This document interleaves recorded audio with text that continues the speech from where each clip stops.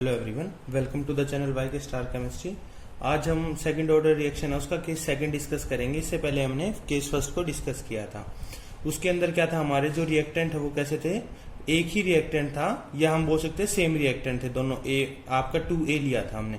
आज हम डिस्कस करेंगे when the reaction involve two different reactants, कि जब हमारे पास जो रिएक्टेंट्स है वो कैसे हैं, डिफरेंट है। तो कंसिडर करते हैं एक रिएक्शन है A+B रिएक्टेंट है आपके, और वो किसमें प्रोडक्ट चेंज होती है, आपके प्रोडक्ट के अंदर। तो यहाँ पे क्या होगा, जब हमने शुरू में रिएक्शन स्टार्ट की थी तो टाइम जब 0 था आपका, at time 0 concentration of A कितनी थी, A मोल पर लीटर थी, और कंसंट्रेशन ऑफ B कितनी थी, B मोल पर लीटर। उस दौरान प्रोडक्ट आपका बिल्कुल भी नहीं था, सिंपल बोल सकते हैं 0। तो किसी भी टाइम T पे इंटर हम ले रहे हैं, किसी टाइम T पे सपोज करते हैं प्रोडक्ट है हमारा, उसकी फॉर्मेशन X हुई, तो जो A है उसकी कंसंट्रेशन क्या होगी टाइम T पे, A-X, क्योंकि यहां से भी X की फॉर्मेशन हुई, और B की क्या होगी, B-X हो जाएगी। तो इस तरीके से हम जो टाइम T है उस पर कंसंट्रेशन फाइंड आउट कर सकते हैं। इसके बाद क्या होगा, हमने रेट कांस्टेंट फाइंड आउट करना है, तो उसके लिए हम क्या करेंगे, according to law of mass action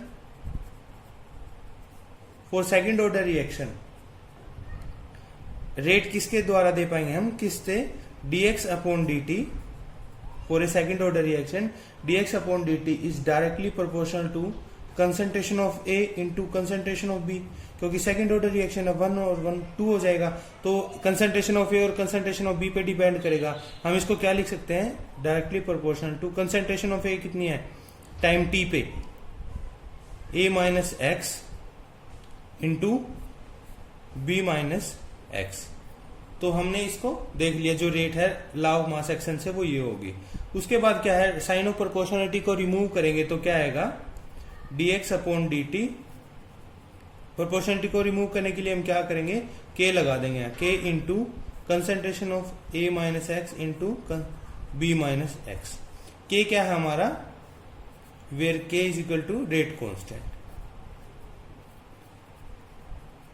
तो इसके बाद हम क्या करेंगे, जो हमारे वेरिएबल्स उनको हम एक तरफ ले आएंगे x वाले, तो dx/A-X into B-X is equal to k into dt। ये हमारे पास आ गया है, ठीक है। अब इसको सोल्व करने के लिए हम क्या करेंगे, ये यहां पे इंपॉर्टेंट पॉइंट है, हम पार्शियल फ्रैक्शन को यूज करेंगे, बहुत इंपॉर्टेंट है यहाँ पे, by using partial fraction.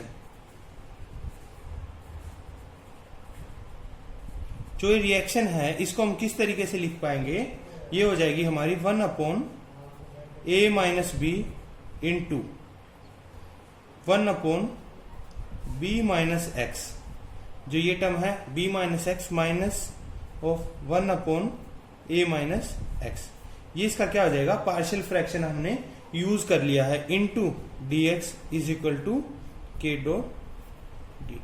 Into dt। ये हमारे पास इक्वेशन है वो आ जाएगी। तो ये हमारे पास इक्वेशन आ गया। अब हम इंटीग्रेशन करेंगे इसका, तो ऑन इंटीग्रेशन किस लिए किया था, ताकि हम जो पूरा है, ये तो हमने किसी इंस्टेंटेनियस टाइम के लिए, इंस्टेंट टाइम पे के लिए यूज की थी, ठीक है, ये जो आया, लेकिन हम इसको पूरा जो है कंप्लीट प्रोसेस के लिए करेंगे। तो जब इंटीग्रेशन करते हैं तो यहां पे आएगा 1/A-B into integration of dx/B-X minus के integration of dx/A-X is equal to k into dt। हमने k को इंटीग्रेशन से बाहर रखा क्योंकि k आपका क्या है, कांस्टेंट वैल्यू है, ठीक है। तो अब क्या होगा, जो इंटीग्रेशन है यहां पे देखते हैं, जो आपका ये क्या है हमारा, एक तरीके से dx/x है, dx/x है, उसकी इंटीग्रेशन क्या होती है, ln x होती है। इस बात को हमेशा ध्यान रखेंगे, ये हम आइडेंटिटी है, इसको हम यहाँ पे यूज करेंगे। dx/x है, उसकी क्या होती है, ln x होती है इंटीग्रेशन। तो यहाँ पे जब हम करते हैं तो क्या आएगा हमारे पास, 1/A-B इंटू, अब यहाँ पे क्या आएगा, नेगेटिव ऑफ ln B-X। अब यहां पे देखते हैं dx अपॉन एक्स, इस पूरी टर्म को हमने एक्स मान लिया है, ठीक है। तो एक्स तो क्या आ जाएगा, ln इंटू एक्स आएगा। तो एक्स क्या था, हमने यहाँ पे जो माना था b माइनस एक्स, ठीक है। लेकिन बात आती है नेगेटिव क्यों आया, नेगेटिव इसलिए आया क्योंकि यहाँ पे जो x है वेरिएबल वो कैसा है, नेगेटिव है। x वेरिएबल नेगेटिव होने की वजह से क्या आता है, यहाँ पे नेगेटिव साइन आया है। तो उसके बाद क्या होगा, नेगेटिव, ठीक है। अब इसके लिए भी ऐसे करेंगे, तो यहाँ पे भी क्या आएगा, ln a माइनस एक्स, साथ में क्या आएगा, नेगेटिव। नेगेटिव किस लिए, क्योंकि यहाँ पे भी जो x वेरिएबल है वो कैसा आपका नेगेटिव है। इसको हम लिख देंगे k इंटू, या इसको डायरेक्ट लिखेंगे तो क्या आएगा यहाँ पे kt प्लस सी। kt क्या होगा हमारा, ये जो t है dt है, इसकी इंटीग्रेशन t आएगी, साथ में क्या आएगा c। c क्या है आपका, इंटीग्रेशन कांस्टेंट है, इंटीग्रेशन कांस्टेंट। तो जब हम इसको फर्दर सोल्व करते हैं इक्वेशन को, तो क्या आएगी, 1 upon a minus B into negative of ln b minus x. Negative negative कैसा आ जाएगा, positive, positive ln into a minus x is equal to kt plus c. ये हमारे पास आई थी इक्वेशन कि ln a minus x minus के ln b माइनस एक्स। वहां पे हमने क्या किया था, पॉजिटिव आया था तो पॉजिटिव को आगे कर दिया है हमने negative, ln b minus x is equal to kt plus c. जब हम इस इक्वेशन को सोल्व कर दें तो हमारे पास क्या इक्वेशन रिजल्टेंट आएगी, 1 upon a minus B ln of a minus x upon b minus x is equal to kt plus c. अब ये क्या होता है, हमारे पास आइडेंटिटी होती है, इसको हम पता भी देखते हैं कि ln a minus ln b is equal to ln of a by b। तो हमने इस आइडेंटिटी का यूज किया है और यहां पे हमारे पास ये इक्वेशन आ जाती है। तो इसके बाद क्या होगा, c हमारा क्या था, इंटीग्रेशन कांस्टेंट, ठीक है। तो जब time at time is equal to 0, उस दौरान क्या था, x कितना होगा, 0। x क्या था, हमारा प्रोडक्ट की फॉर्मेशन हो रही थी, तो जब रिएक्शन शुरू ही नहीं हुई थी तो x क्या होगा, 0 होगा। तो जब हम इस वैल्यू को इस इक्वेशन में पुट करते हैं तो हमारे पास क्या आएगा, 1 upon a minus B into ln of a minus x. X कितना है, 0, ln a, ऐसे ही b पे भी a by B is equal to k into T. T कितना है, 0, तो kt क्या आ जाएगा, 0 हो जाएगी, इज इक्वल टू सी। तो हमारे पास ये टर्म आ जाती है, जो c है इंटीग्रेशन कांस्टेंट, उसकी वैल्यू ये आ जाती है। तो जब हम इस वैल्यू को इस इक्वेशन के अंदर पुट करते हैं तो रिजल्टेंट क्या आएगा हमारे पास, 1 अपॉन a माइनस बी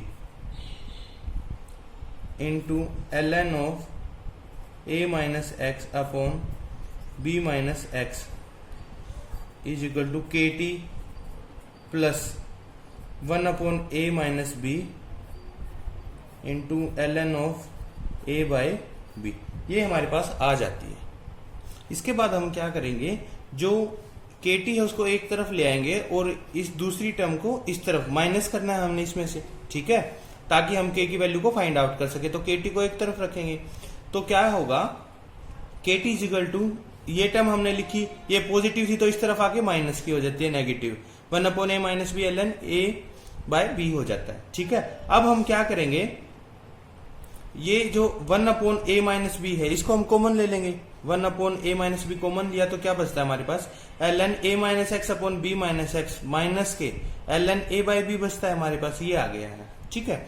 अब हम देख रहे हैं कि हमने जो आइडेंटिटी पहले यूज की थी, ln of a minus ln of b is equal to ln a by b आ रहा था हमारे पास, तो वही यहाँ पे भी है, ln a by B, ln a, इस पूरी टर्म को सपोज कर लेते हैं a है ये, ln a माइनस के ln इस a बाई बी को पूरी को मान लेते हैं b। तो हमारे पास क्या आएगा, 1 upon a minus B ln of a minus x upon b minus x, ये a आ गया हमारे पास ऐसा ही, और इसको हमने बाय में करना, डिवाइड में करना था। तो डिवाइड में आने के बाद जब हम इसको डिवाइड में आता तो क्या आता, a बाई बी आता है यहाँ पे, लेकिन हम इसको मल्टीप्लाई कर देंगे तो उसके बाद क्या आ जाएगा, टर्म जो है रिवर्स हो जाएंगी और रिवर्स होने की वजह से b बाई a आ जाएगा हमारे पास, ठीक है, तो हमने यहाँ पे इस आइडेंटिटी का यूज किया है। इसको यूज करने के बाद हमारे पास जो आंसर आता है हमारा, ये किसके बराबर था, KT के बराबर था। अब हमने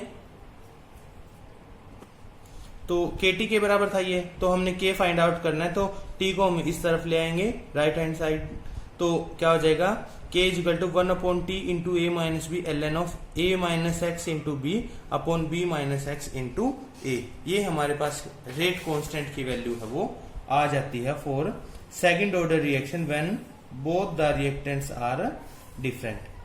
अगर आप इसको लॉग की टर्म में लिखना चाहें तो लॉग की टर्म में क्या हो जाएगा, K is equal to 2.303 upon T into A minus B into ln की जगह क्या आ जाएगा, log of A minus x into B upon B minus x into A।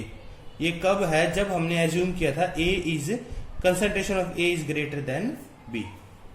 ये हमने एज्यूम किया था उस दौरान कि जो आपकी कंसंट्रेशन ऑफ A है वो क्या है, greater than A is greater than B है।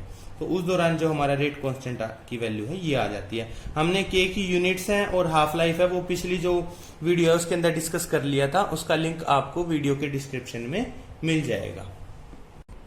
ये हमारे पास K की वैल्यू आई थी। अब हमें एक केस स्टडी करते हैं, तीसरा केस 3, जिसके अंदर क्या होता है, आपका जो एक रिएक्टेंट है वो क्या है, बहुत ज्यादा है एज कंपेयर टू सेकेंड, कि आपने एक जो रिएक्टेंट आपका एक्सेस में है, B is much much greater than A।